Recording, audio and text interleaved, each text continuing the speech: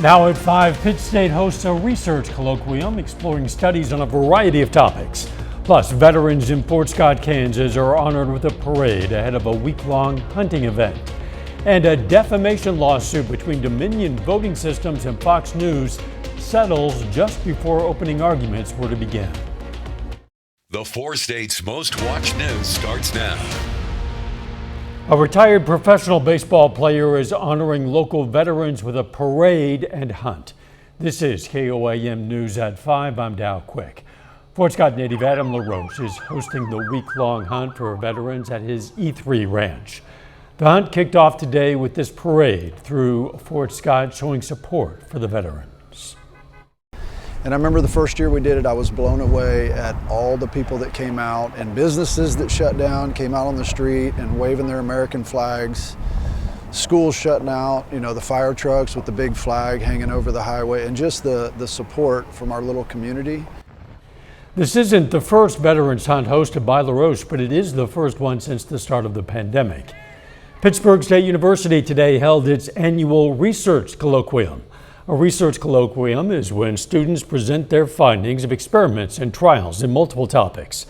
The judges were Pitt State faculty and other community members who volunteered to judge the students' findings and presentations. The students have been researching their projects since last fall. Yeah, so I'm also part of the lab team. There's 4 of us, and then our advisor, and then her grad assistant. And so we kind of just worked for a few months on how to implement it, what kind of activities we wanted to do, how we wanted to gauge what these individuals were able to do. There were 68 poster presentations, 25 oral presentations, 17 virtual presentations. It's signing day at Pitt State, but not for athletes. Today was all about students in the electrical program. 9 students signed with companies for full-time employment, 3 signed internships. Industry representatives were there to celebrate. Officials say it's important that these students get the recognition they deserve.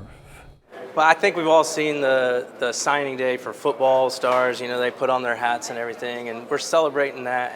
And I see them on a pedestal, and I said, why can't we do that with our students? Our students are going out in the industry. They're landing fantastic jobs, highly compensated jobs, and this is a unique way to celebrate that accomplishment. That event was held in the rotunda of Pitt State's Kansas Technology Center. Boy, another nice day out there. Let's check in with Chief Meteorologist Doug Heddy. Yeah, another fantastic day for us today. Temperature's great. We soared all the way up into low to mid 80s across the region, and it looks like we're going to stay at least fairly warm as we go through about the next day or so. If we look outside, pretty much clear skies. We did have some scattered showers earlier this morning that kind of pushed on through, so you may have saw some dirt drops on your windshield. Now all the showers across central parts of Missouri, so heading away from us.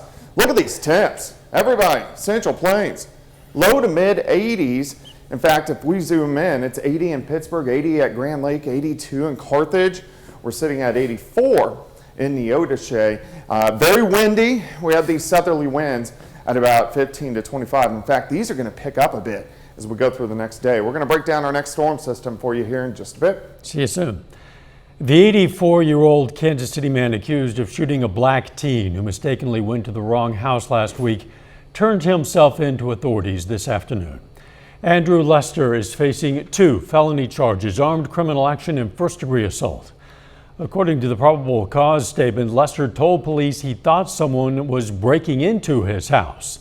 The mother of 16-year-old Ralph Yarl says her son is continuing to receive medical care at home. An expected trial between Fox News and Dominion Voting Systems was set to get underway today, but the trial never happened as lawyers for both sides ended up agreeing to a settlement. Reporter Nicole Segenga is in Washington, D.C. with the story. Lawyers for both sides arrived at the court early Tuesday morning expecting to begin opening arguments. But opening arguments were delayed as both sides negotiated a settlement. Shortly before 4 p.m., Judge Eric Davis brought the jury in and thanked them for their service. As I was preparing today to give the opening that I never got to give, I was reminded of the hell that the Dominion employees went through and continue to go through to this day. Money is accountability, and we got that today from Fox. Dominion had been seeking $1.6 billion in damages, saying Fox knowingly aired false claims about their voting machines in order to boost ratings. Fox repeatedly aired claims from then-President Trump's attorneys, saying that Dominion helped rig the 2020 presidential election for Joe Biden. The judge has already ruled that the statements that were issued by Fox News were in fact false. But while Fox aired the bogus claims to their audience, internal messages from Fox executives and hosts showed most doubted what they were saying. Fox says the network's coverage of the election was reasonable because the election rigging claims by Trump's lawyers were newsworthy. Nicole Skanga, CBS News, the White House. Judge Eric Davis praised lawyers on both sides, saying it was the best lawyering he's ever witnessed. A Russian court has upheld the detention of an American reporter charged with espionage. Evan Gershkovich is the Wall Street Journal reporter. He was seeking his release, but the judge denied his appeal pending an investigation and trial. The 31-year-old was arrested in March, accused of trying to obtain classified information about a Russian arms factory. The newspaper denies the accusation, and the U.S. State Department says he's wrongfully detained. Still ahead, the vaping trend among young people. Concerning new research on young people and e-cigarettes. I'm Naomi Ruckham with the findings. And a new study blames poverty for thousands of deaths annually. Those stories next in Health Watch. Topping today's Health Watch, poverty is silently killing hundreds of thousands of Americans. That's according to a study in JAMA that associated poverty with an estimated 183,000 deaths just in 2019. Researchers say people in poverty have less access to resources and that only heart disease, cancer, and smoking kill more Americans. They hope their findings will lead to better policies to address the issue. Infectious disease experts say it's time to end universal masking in healthcare settings. Physicians say the updated published in the Annals of Internal Medicine reflect advancements in prevention and management. A new troubling study on vaping in the U.S. The American Cancer Society finds more younger Americans are using e-cigarettes. Reporter Naomi Ruckham has more. It's considered a serious public health concern. Now a new study shows a significant increase in vaping among younger adults. According to the American Cancer Society, almost 750,000 more young adults ages 18 to 29 in the United States used e-cigarettes between 2019 and 2021. The more troubling aspect of it is that this increase was restricted to those who had never smoked combustible cigarettes. The research shows more than 2.5 million young adults who used e-cigarettes in 2021 had never smoked traditional cigarettes. They have short-term impacts on our lung airways. They have cardiovascular risks because of the nicotine in them, the variety of flavors that are included in e-cigarettes. And importantly, we don't know the long-term impacts of using these products. With young adults the highest risk group for nicotine addiction, researchers say these numbers are going in the wrong direction. There are several studies, strong evidence that shows starting with e-cigarettes leads to progression to combustible tobacco products, including cigarettes. And the American Cancer Society says that is something we don't want to happen. Naomi Ruckham, CBS News, New York. This latest research was conducted during the COVID-19 pandemic and when there was an outbreak of nearly 3,000 severe lung injuries related to vaping. If you're noticing your allergies start earlier every year, well, climate change could be the reason. The U.S. National Institute of Food and Agriculture says allergy seasons are starting about 20 days earlier and are 10 days longer than they once were. The study adds that plants are producing 21% more pollen than they did in 1990. Allergy sufferers also have to start taking their medications earlier and for longer periods. New research from Tufts University links poor food choices to 14 million cases of type 2 diabetes. Scientists analyzed data from the past 30 years and found poor carbohydrate quality is a leading driver of new cases. That includes lack of eating whole grains, consuming too much refined rice and wheat, and eating too much processed meat. And that is a look at today's health news. A little bit later, several more states join a lawsuit aimed at breaking up Google's digital advertising business. Plus, a nice temperature stick around with the winds really start to increase. We're going to look at that coming up.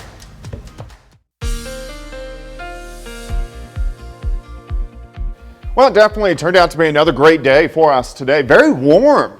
Temperatures well into the 80s. The wind's kind of picking up as well. Nice shot. This is Indigo Sky Casino and Resort. Looks pretty good. Dow was just talking about the allergies. Check this out. We are way up there, a level 10.8 out of 12. So we're in the high sector. It's even a little bit higher for us tomorrow. Until we get a heavy, widespread rain, we're going to have these allergy issues across the region, really through the spring and summer, of course. Look at our temps. 82 in Nevada, 79 Monette. 82 in Veneta. Chanute is sitting at 84 degrees. 7th and Range Line looks great. 83. Southerly winds at 21. Gusts higher than that. Humidity is fairly low as well. But look at these southerly winds kicking in 15 to 25. Now, we've been having some gusts a little bit higher than that throughout the afternoon in that 25 to 30 mile per hour range. And these are going to increase for us even more as we go into tonight and tomorrow. Look at this. By morning, winds gusting near 40. Winds are going to gust near 40 all day long for us tomorrow and get even a little bit stronger tomorrow night as those winds are going to push 45 upwards to 50 miles per hour. All right, through the evening, if you want to get outside, we drop through the 80s, 70s, only lower 60s. Later on tonight, we had some scattered showers this morning. Those are gone, central Missouri, so we're going to stay dry as we go into tonight, and we're tracking our next storm system, which is building out across the northern parts of the Rockies. So let's go through time for us tonight. Pretty much clear skies. We'll get a few mid and upper level clouds in here late. Lower 60s. Let's go through the morning. We're going to stop at the noon hour, already into lower 70s. A lot of mid, upper level clouds, and windy. By the afternoon, I think most of us get mid to upper 70s. The clouds will keep our temps down just a little bit compared to what we did see today. All right, tomorrow night we're tracking thunderstorms, severe thunderstorms to our north. But as these push in, it's going to be very late. We're talking 4, 5, 6 a.m. on Thursday morning. They should lose their strength. So we're going to get some stronger storms in here, but most likely not severe. These will be around Thursday morning. Then they push off toward the east, and then Thursday afternoon, not bad, still going to be windy, but temperatures a little bit cooler as we make it up right around 70 degrees for afternoon high. So here's your day planner tomorrow, 70 by 11, 3 p.m., 75, 76, 77 degrees. And then as this whole storm system works right on by, we have another little backside wave that is going to pull through a cold front. So once we get into the weekend, this is going to drag colder air into the region, and this could be a problem because we could be dealing with a frost, maybe even a freeze by the time we head into this weekend, which we never want to see this late. However, I do want to mention our average last frost is April 21st. So 78 tomorrow, 72 on Thursday. Morning storms, could get a random shower Friday. Look at Saturday morning, 36, high of only 54. On Saturday, down to 32. Sunday morning, high temp of 59. This will be the last one, but we're going to push it. The average last frost in this area is April 21st. Yeah. That surprises me. I would have thought it much earlier than that. Thanks, Doug. Coming up, we're going to have the results of a couple of new studies looking at the benefits of a 4-day work week. Topping today's Consumer Watch, more states are joining the effort to break up Google's digital advertising business. 9 more states joined the federal government's antitrust lawsuit against the tech giant. The Justice Department accuses Google of illegally monopolizing the digital advertising market by gobbling up rivals. The DOJ says Google does this through anti-competitive mergers and by bullying publishers and advertisers into using the company's proprietary products. The lawsuit was filed earlier this year. The benefits of a 4-day work week keep coming in. First, most companies in a large trial found it's a better way to do business. Then another study found it's good for employees' mental health. As Ian Lee reports, researchers say it's also good for nature. Nestled in West England, between rolling hills and a babbling brook, is a workplace revolution. The company Tyler Grange helps other corporations protect the environment. But it can be a dirty business because employees often burn fuel traveling to different job sites. Our main environmental impact is around CO2 emissions and driving cars. Managing Director Simon Ursel says shortening the work week from 5 to just 4 days seemed like a better way to nurture nature. And we noticed there was a 21% reduction in miles traveled. So that's a heck of a lot of reduction in CO2 emissions and emissions from vehicles, rubber emissions from your tires, maintenance. Last year, the company joined the world's largest 4-day workweek study. When countries have higher hours of work, they tend to have higher carbon emissions. Researchers found commuting times in the U.S. dropped 27%. Professor Juliet Shore says the reduced hours are not a cure for climate change, but can be part of the solution. If large numbers of people move onto 4-day schedules, I think we can expect a pretty significant carbon reduction from that. Employees also noticed the savings. It affects the wear and tear on your vehicle, the cost of the fuel to drive in and out of work. What was good for the environment was also better for business. Our clients are saving a lot of money, that's for sure, because we tend to do some miles for work and we would charge the client for those miles. Does that make you guys more competitive then? Yes. Yes, the 4-day work week has made us much more competitive. Helping employees, the bottom line, and the environment, he says, is a win-win-win. Ian Lee, CBS News, Gloucestershire, England. Tyler Grange says they also saw a 6% rise in productivity after moving to a 4-day work week. The Federal Aviation Administration has lifted a ground stop today for Southwest Airlines. The agency had paused departing flights at the airline's request earlier in the day over what it called equipment issues. Southwest said there were data connection issues resulting from a firewall failure. Spokesperson also apologized for the delays. The flight tracking website FlightAware said by midday, more than 1,500 of the airline's flights, about 36% of its schedule, were delayed. Fewer electric vehicles are eligible for tax credits this year. According to the Treasury Department, consumers can get up to $7,500 back on certain cars. Most of them are made by the U.S. automakers, Ford, General Motors, and Stellantis and Tesla. EVs from foreign brands like Hyundai and Nissan are no longer on the list. That could change as these companies build factories in the U.S. to assemble their vehicles. This update is based on new rules from the Inflation Reduction Act. A final check of the forecast next.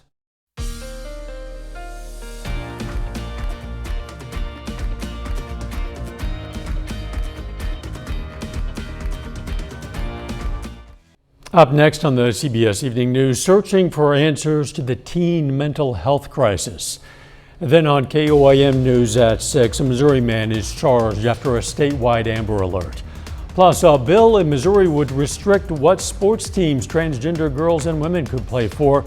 And Carl Junction's girls basketball coach announces he's leaving the program after 9 years. Stay with us for the CBS Evening News and then KOAM News at 6. Hey, someone got a T-Rex for a bargain in Zurich. The skeleton sold below its expected range at an auction there. The Tyrannosaurus Rex measures 38 feet long, nearly 13 feet high. It was expected to bring in 5 to 8 million francs when it went under the hammer at Kohler auctions, but sold for 4.8 million francs. That's about $5.3 million US. Promoters say the T-Rex named Trinity was built from bones retrieved at 3 dig sites in Montana and Wyoming between 2008 and 2013. Big guy. Yeah, some old bones. Just a few million bucks. The weather looking pretty good for the moment anyway. It looks good this evening. The winds are going to be picking up, so 78 tomorrow. It's going to be mostly cloudy and windy, and we're going to be tracking some thunderstorms late tomorrow night, and then moving into Thursday, and then cooling down. Thanks for joining us. The CBS Evening News is next, and of course, we're going to be right back here for KOAM News at 6. See you then. Let's make it a great evening.